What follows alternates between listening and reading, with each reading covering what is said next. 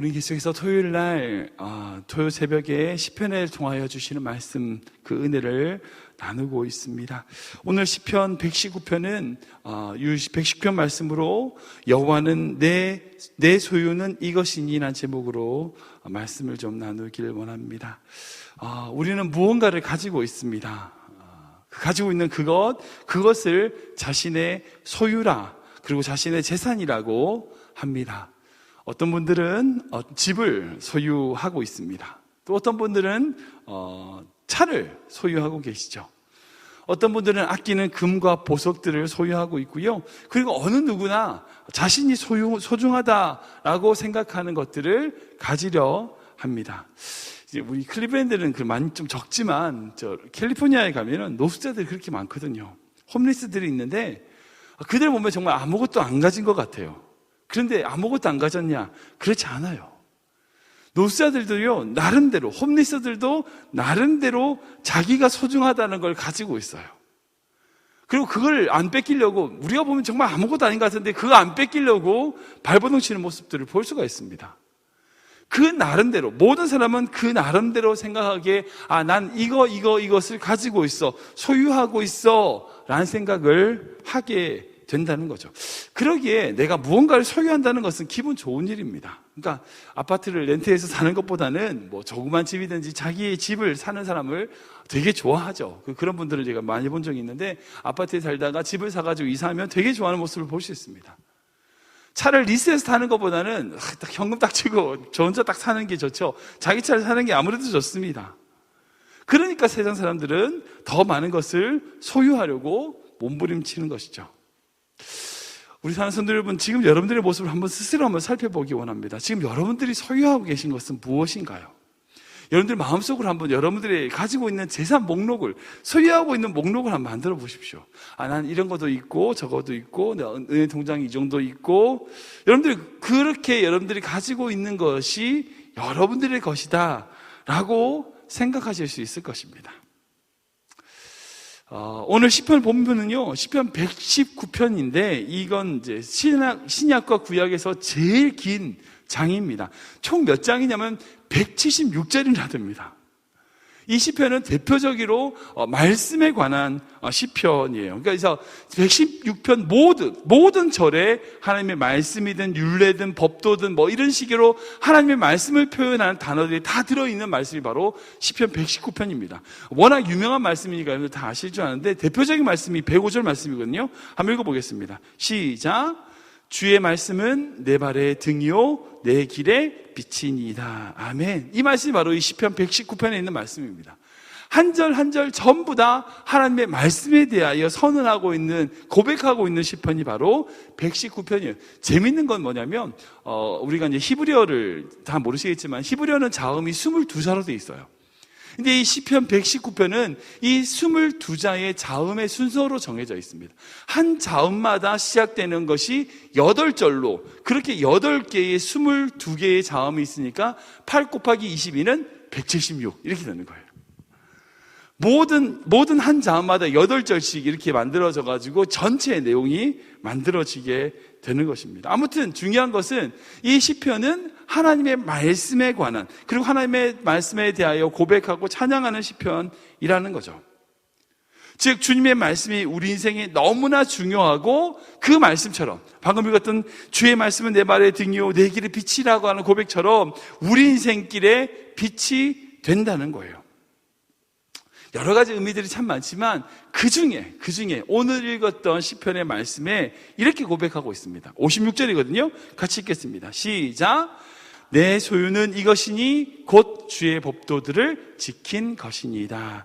아멘. 네. 우리의 소유가 뭐냐? 아까 말씀드렸잖아요. 우리 여러분들이 가지고 있는 재산 목록을 만들어보라고 말씀드렸잖아요. 여러분들 그렇게 많이 가지고 있는 것 같은데 그게 아니라는 거예요. 우리의 소유는 그 많은 물질적인 목록이 아니라, 우리의 소유, 우리의 재산은 뭐냐? 결국 우리가 하나님의 말씀을 지킨 것들이 우리의 소유가 되더라는 거죠. 세상에서 뭔가를 많이 가진 것 같고, 많이 누린 것 같고, 많이 가진 것 같지만 결국 아무것도 아닌 인생이 바로 우리 인생이라는 거예요. 아무리 부자더라도요, 그 손에 아무것도 들고 가지 못합니다. 아무리 많은 재산 목록이 은행에 쌓여 있고, 뭐, 금은 보화가 있고, 그렇다 할지라도 그 모든 재산들이 우리가 다 소유할 수 있는 게 아닙니다. 우리가 가질 수 있는 게 아니에요. 결국 우리가 가질 수 있는 것은 뭔가? 이 시편의 고백은 뭐라고 고백하냐면, 우리가 주님의 말씀을 지키는 것, 그것이야말로 우리의 소유가 되더라는 거죠. 성경은 이제 소유에 대해서 말씀을 확신합니다. 특히 이제 하나님의 소유됨에 대해서 말씀을 하시고 계시거든요. 하나님이 무엇을 가지고 계신가? 하나님은 우리에게 뭐라고 말씀하시지 않으세요? 우리 이사야 말씀인데 한번 읽어보겠습니다. 시작. 야곱아, 너를 창조하신 여호와께서 지금 말씀하시느니라. 이스라엘아, 너를 지으신 이가 말씀하시느니라. 너는 두려워하지 말라. 내가 너를 구속하였고 내가 너를 지명하여 불렀나니 너는 내 것이라. 아멘, 아멘. 너무나 귀한 말씀입니다. 하나님은 이 소유라고 하는 개념에 있어서 이스라엘, 즉 이스라엘 민족의 혈통뿐 아니라 영적으로 이스라엘인 우리 모두를 뭐라고 말씀하시냐? 넌 내 거야 라고 말씀하시는 거예요. 이스라엘 혈통만을 말씀하시는 게 아닙니다. 영적으로 우리가 이스라엘이기 때문에 우리 또한 하나님의 소유라는 거예요. 하나님 거라는 거예요. 시편도 비슷한 말씀을 하시거든요. 읽어보겠습니다. 시작. 여호와가 우리 하나님이신 줄 너희는 알지어다. 그는 우리를 지으신 이요 우리는 그의 것이니 그의 백성이요 그의 기르시는 양이로다. 아멘. 우리는 누구 것이라고요? 그의 것이라고요. 그의 백성이라고요. 그의 기르시는 양이라고요. 우리의 소유는 오직 하나님께 있다는 거예요. 우리의 분명히 하나님의 소유입니다. 하나님께서 내 것이라 말씀하시는 거예요. 그런데 우리가 하나님께 소유되었다는 사실은 많은 것을 의미하고 있어요. 그 중에 대표적인 것은 뭐냐? 우리가 하나님 거다라고 하는 뜻은요, 하나님이 우리를 지키고 보호하신다는 거예요. 우리 삶을 책임지신다는 거예요. 그 약속의 말씀인 거예요. 그러니까 내가 소유한다라고 했을 때 그 소유물은 그 소유하고 있는 사람이 끝까지 지킨다는 것이 포함되어 있다는 거예요. 하나님은 우리를 소유하고 계십니다. 우리는 하나님의 것입니다. 그러기에 우리는 하나님께 속해 있고 하나님이 우리를 책임지신다는 거예요. 그런데 문제, 우리는 우리의 것을 끝까지 지킬 수 있는가? 그렇지 못해요. 여러분들 건강 지킬 수 있습니까? 지킬 수 있을 것 같으세요? 절대 안 됩니다. 지금 여러분들이 가지고 있는 목록들을 한번 생각해 보십시오. 그거 여러분들 지킬 수 있을 것 같습니까? 절대 못 지킵니다. 여러분들의 힘으로 지킬 수 있는 게 아닙니다.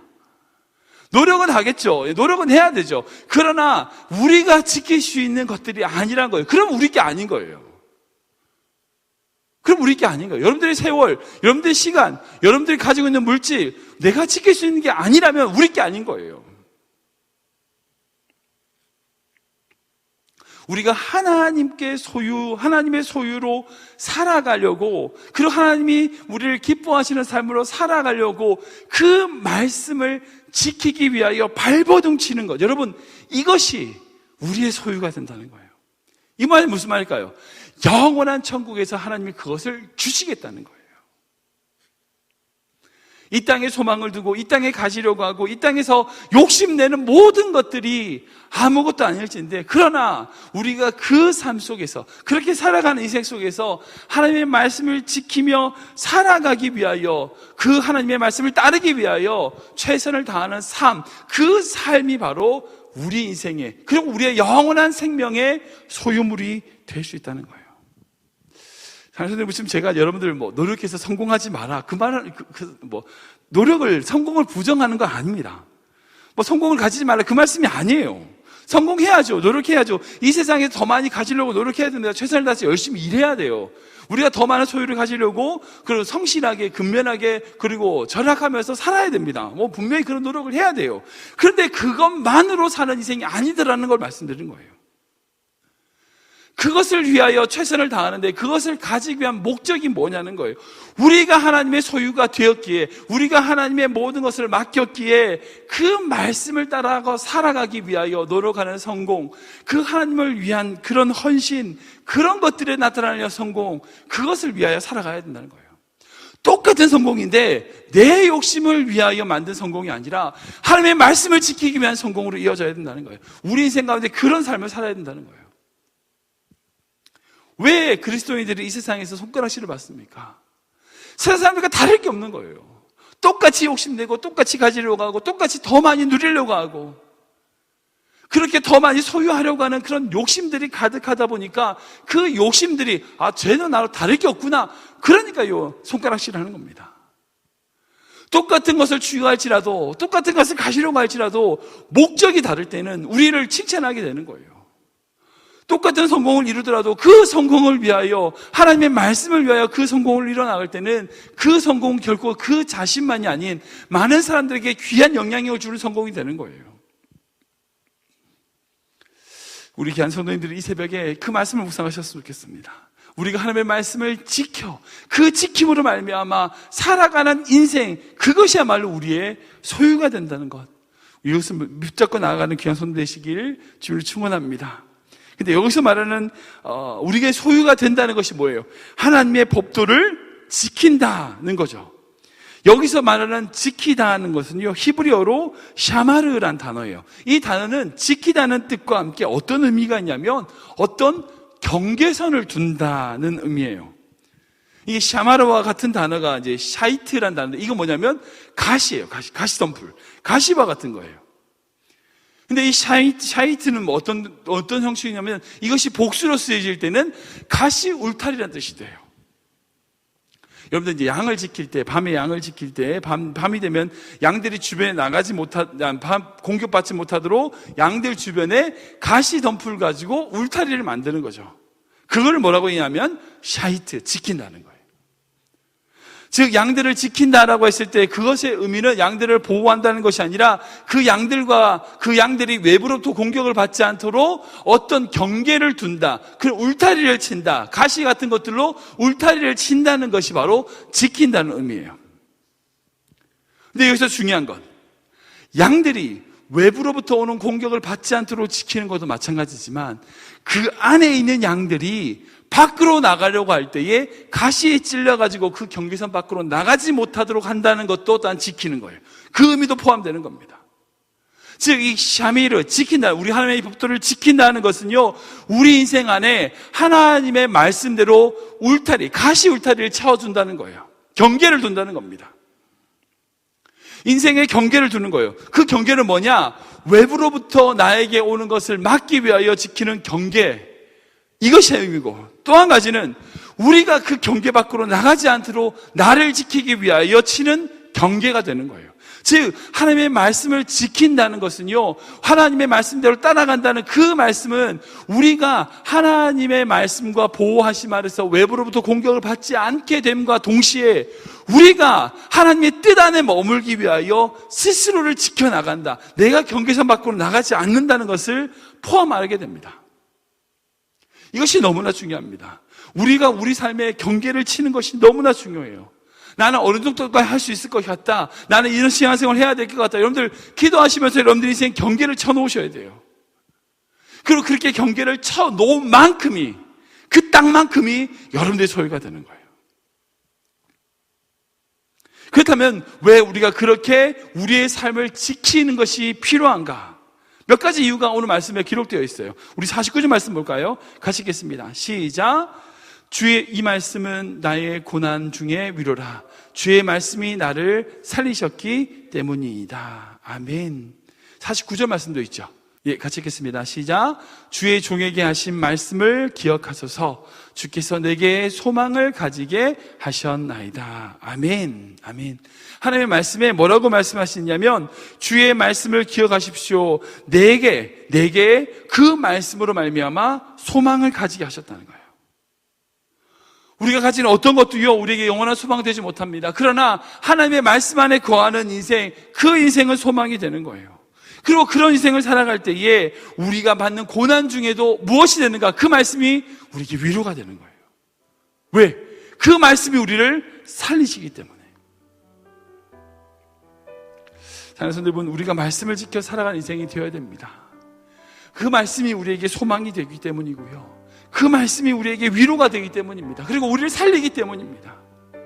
그리고 우리가 그 말씀을 지키며 그 말씀 안에 거하기 위하여 발버둥 치는 그 삶을 하나님이 기뻐하시고 그 말씀대로 살아가는 그 삶만큼이 우리의 영원한 소유가 되는 겁니다. 저는 우리 귀한 성도님들이 정말 넓은, 정말 귀한 하나님의 축복의 땅을 다스리는 귀한 생들이 주시면 축원합니다. 정말 하나님의 경계선을 여러분들 인생 가운데 넓게 쳐서 정말 많은 사람들을 위하여 헌신하고 살아갈 수 있는 삶, 편협하게 좁은 인생은 아니라 많은 사람을 위하여 헌신할 수 있는 넓은 지경이 있는 땅이 되기를 주님을 축원합니다. 그러기 위하여 여러분들 하나님의 말씀을 많이 지키셔야 돼요. 경계석을 많이 두셔야 돼요. 그리고 그 말씀대로 살아가며 하나님의 뜻을 따라가는 인생이 될 때 우리 인생 가운데 역사하시는 주님을 바라보게 될 줄 믿습니다.